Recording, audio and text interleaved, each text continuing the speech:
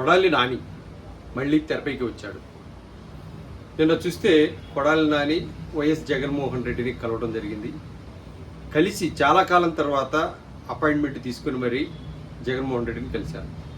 కలిసిన తర్వాత అసలు ఇంతవరకు గుడివాడ కాన్స్టిట్యున్సీ గురించినటువంటి చర్చ, ఆ ఊసు అనేటటువంటిది ఇంతవరకు లేదు.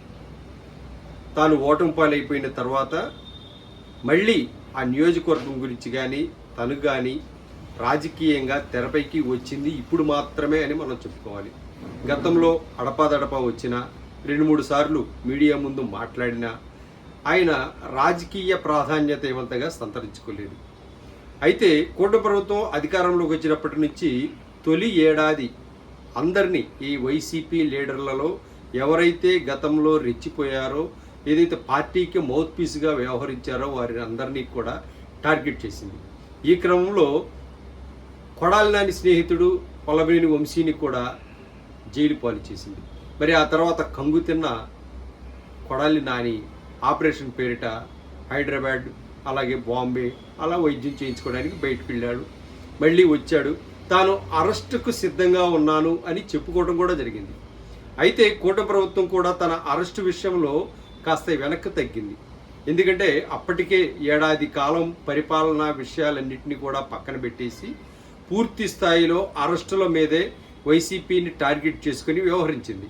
మరి ఇది మరింత శృతిమించి రాగాన పడితే మరింత పార్టీకి ప్రాబ్లం వస్తుందని భావించిందేమో, కానీ అరెస్టు అనేటటువంటిది వల్లభనేని వంశీతో ముగించేసింది. మరి ఆ తర్వాత ఇటువైపు పేరిని నానిని కూడా అలాగే టార్గెట్ చేసింది. ఆ కుటుంబం కూడా జైలుకి వెళ్లాల్సి వచ్చినటువంటి పరిస్థితి అయితే, ఏదైతే బెయిల్ మీద ఇప్పుడు ప్రస్తుతానికి బయట ఉన్నారు. మరి ఇటువంటి వ్యవహారాలన్నీ జరుగుతున్న క్రమంలో మౌత్ పీస్గా ఉన్నటువంటి కొడాలి నాని అసలు బయటికే రానటువంటి పరిస్థితి నుంచి ఇప్పుడు జగన్మోహన్ రెడ్డిని కలవడం పెద్ద చర్చనీయాంశంగా మారింది.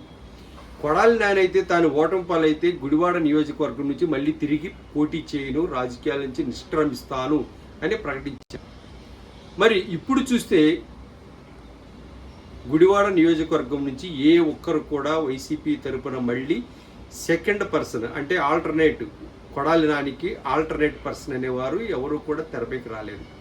మరి దీనికి సంబంధించి కొడాలి నానియే మళ్ళీ తెరపైకి వస్తారా, లేదంటే కొడాలి నాని కాకపోతే కొడాలి నాని మరి ఇంకెవరినైనా సూచిస్తారా అభ్యర్థిగా అనేటటువంటిది ఇప్పుడు తేలాల్సి ఉంది. జగన్మోహన్ రెడ్డిని కలిసినప్పుడు మరి సాధారణంగా నియోజకవర్గం గురించినటువంటి చర్చ వస్తుంది.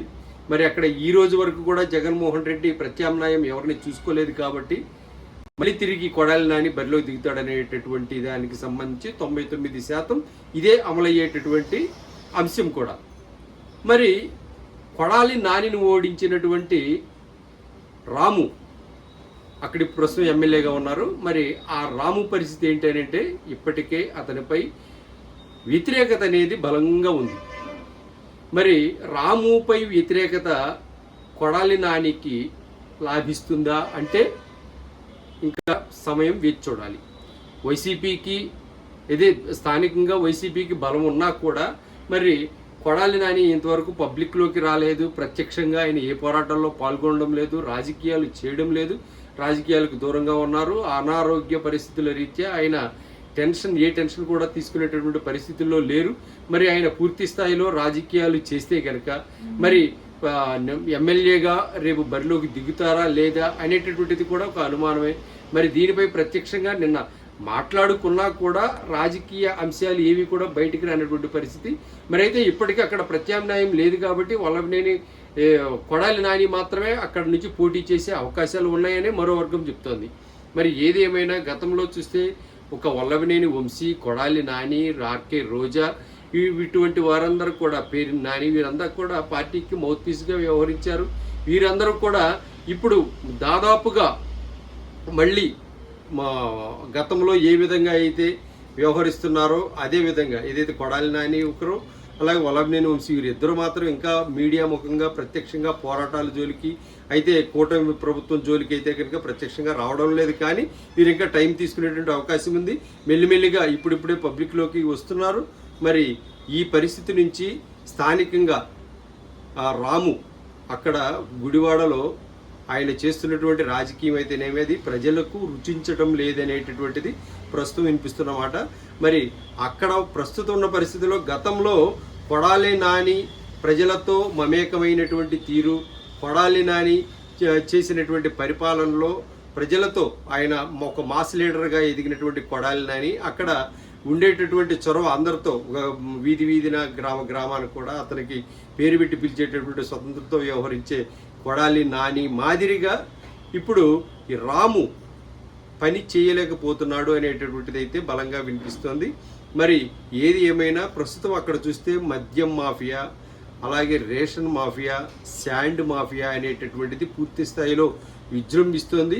మరి దాన్ని కంట్రోల్ చేయడం లేదు. కంట్రోల్ చేయకపోగా దీనిలో ఎమ్మెల్యేది ప్రధాన పాత్ర ఉందనేటటువంటి ఆరోపణలు కూడా బలంగా వినిపిస్తున్నాయి. మరి ఇవన్నీ కూడా ఏదైతే కూటమి ప్రభుత్వంలో ఎమ్మెల్యేలు చేసేటటువంటి ప్రతి యాక్టివిటీ, ప్రతి అనైతిక చర్య స్థానికంగా ఉన్నటువంటి వైసీపీ ఇన్ఛార్జీలకి బలం చేకూర్చేవిగానే ఇక్కడ మనం చూడాలి. మరి అదే కోవలో గుడివాడలో కూడా వ్యవహరిస్తున్నటువంటి తీరు, మరి జగన్మోహన్ రెడ్డితో జరిగినటువంటి చర్చల్లో భాగంగా కొడాలి నాని మళ్ళీ తిరిగి